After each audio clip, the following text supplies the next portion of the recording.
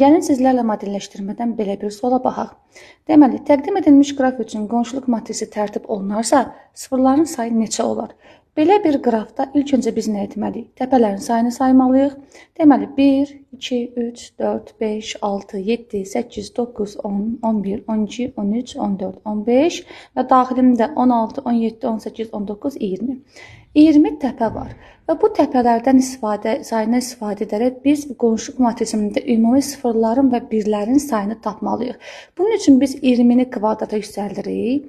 Nə tapırıq burada? 400. Yəni 400 dənə qonşuluq matrisində rəqəm var, sıfırlı və birli.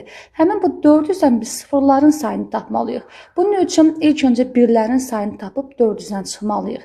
Deməli, 20 təpə varsa və hər təpədən 3 tel çıxırsa, deməli 20-ni vuracağıq 3-ə, eləyəcək 60. Bu deməkdir ki, 60 dənə 1 var burada.